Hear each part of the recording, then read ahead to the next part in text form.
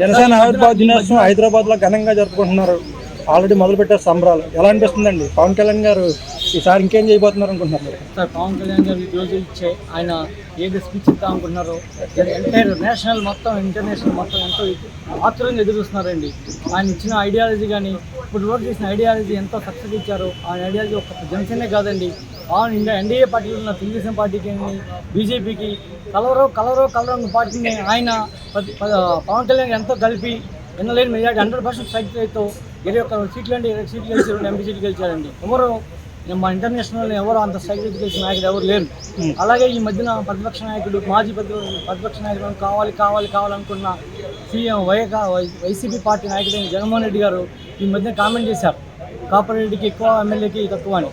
అసలు ఆయన స్థాయి మరిచి ఆ మాటలు మాట్లాడండి పవన్ కళ్యాణ్ గారిని ఆయన విగ్గింటికే వదిలేస్తున్నాము. ఏ లెవెల్కి దిగి ఆయన కార్పొరేట్ లెవెల్ దిగి ఆ మాటలు మాట్లాడాను. ఆయన మాటల గురించి మేము ఎవరు ఎక్స్పెక్ట్ చేయట్లేదండి. నేషనల్ నాయకుడు గ్లోబల్ లీడర్ అయినటువంటి మోడీ గారే పార్లమెంట్ సభలో ఇది పవన్ నహి అంది అన్నారు. అటు నాయకుడే పవన్ కళ్యాణ్ పంపుతున్నారు. ఆ టైంలో జగన్మోహన్ రెడ్డి గారి మాటలు పట్టించుకోవాల్సిన అవసరం లేదు. ఒకవేళ ఈ మధ్యన ఆయన మాటలకి మీకు తెలుసు జనసేన సోషల్ మీడియా ఎంత స్ట్రాంగ్ ఉంటుందో. ఒక వారం రోజు నుంచి సోషల్ మీడియా ఉధృతంగా ఉంది ఆ విన్న మాటలకి. ఆ దెబ్బకి వైకాపా పార్టీ వాళ్ళు తలకేదండి. అది ఇంకో ఏం చెప్పుకోవాలంటే మా పవన్ కళ్యాణ్ ఇప్పుడు ఆల్వేస్ అండి రాజకీయాలు వినూత్నంగా రాజకీయం చేద్దాం ఉంటాం, పాలసీ పరంగా మాట్లాడమంటారు. ఏ రోజు కన్నా ఈ వైకాపా నాయకులు కానీ ఎవరైతే ఉన్నారో వాళ్ళు బూతులతో మాట్లాడదామో, ఎక్కడ కొత్త బూతులు తెప్పిద్దామని చూస్తారు తప్ప ఏ రోజు పాలసీ గురించి కానీ రాష్ట్ర డెవలప్మెంట్ గురించి కానీ ఏ రోజు కూడా ఇంతవరకు మాట్లాడలేదు. పోలవరం కానీ, వైజాగ్ రైల్ స్టీల్ ప్లాంట్ కానీ, అమరావతి డెవలప్మెంట్ కానీ ఏది మాట్లాడలేదు.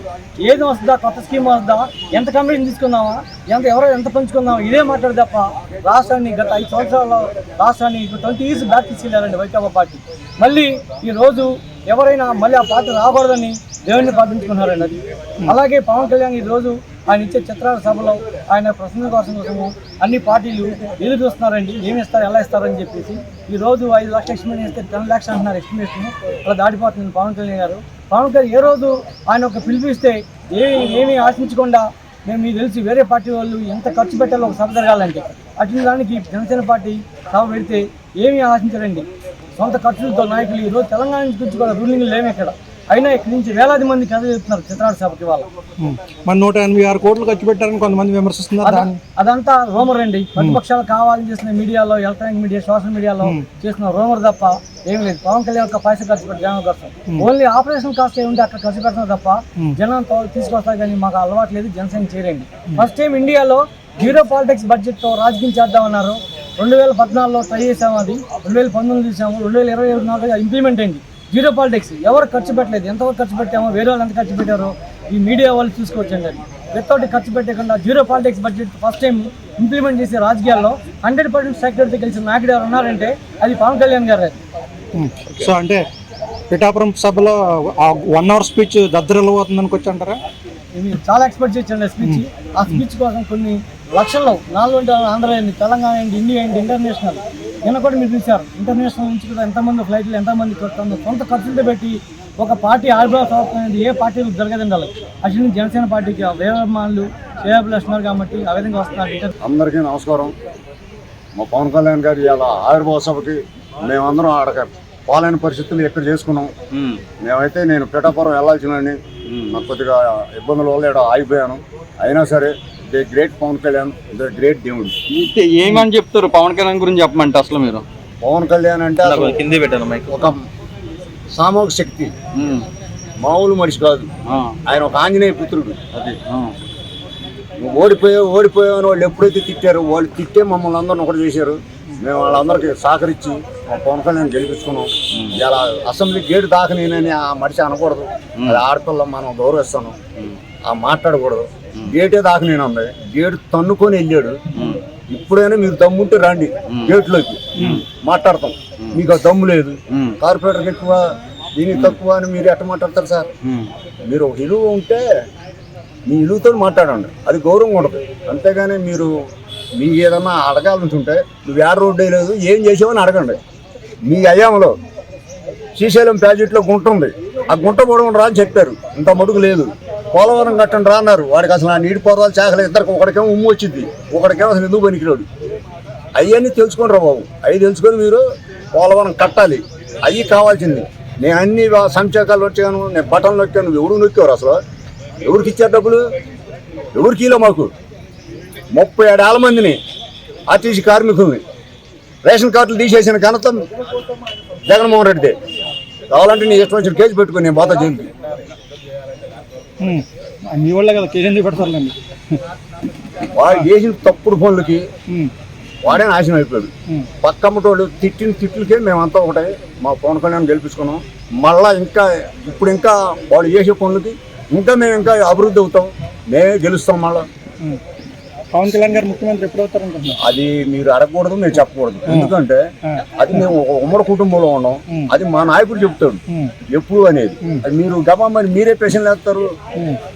అంటే మీ కార్యకర్తలుగా మీకు ఒక ఆశ ఉంటుంది కదా? మాకు ఆశ ఉంటుంది, ఆశ ఉంది కదా అని మీకు చెప్తే మీరు పోయి ఏమన్నా ఇంకేముందో వాళ్ళు చెప్పారు ఇప్పుడే రిలే చేస్తున్నాం అంటారు.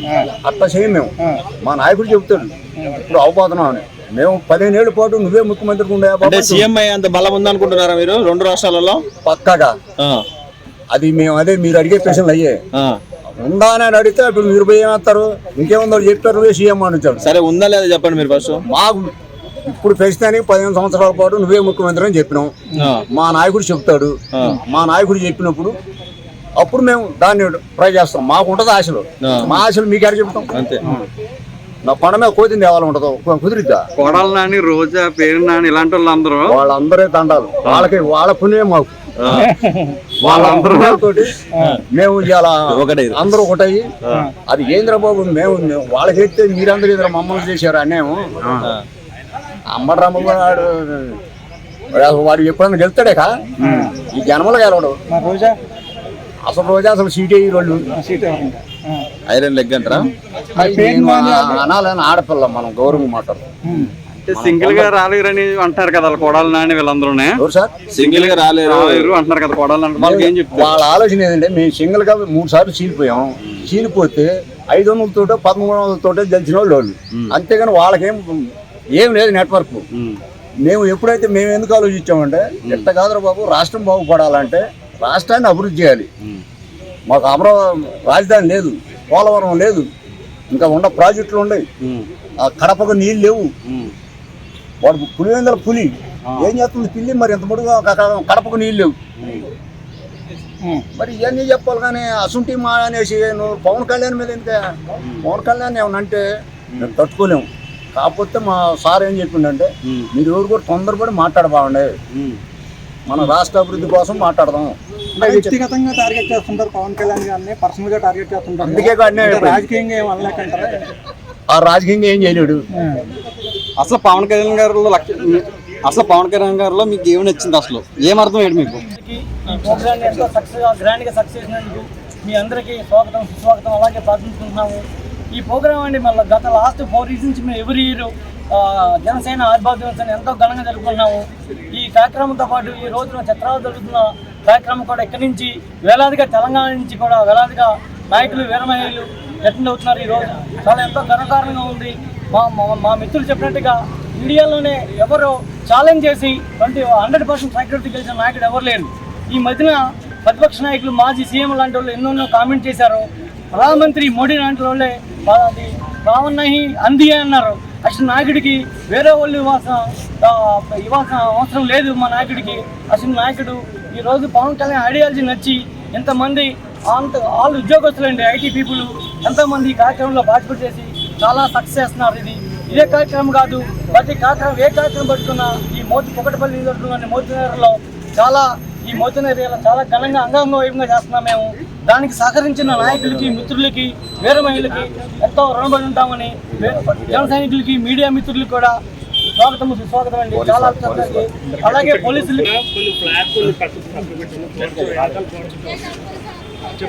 జై జనసేన, జై పవన్ కళ్యాణ్. ఇక్కడికి వచ్చిన మీడియా మిత్రులకి సహకరించిన పోలీసులు, జనసేన పార్టీ ఇప్పుడు పాయింట్స్ చెబుతానండి.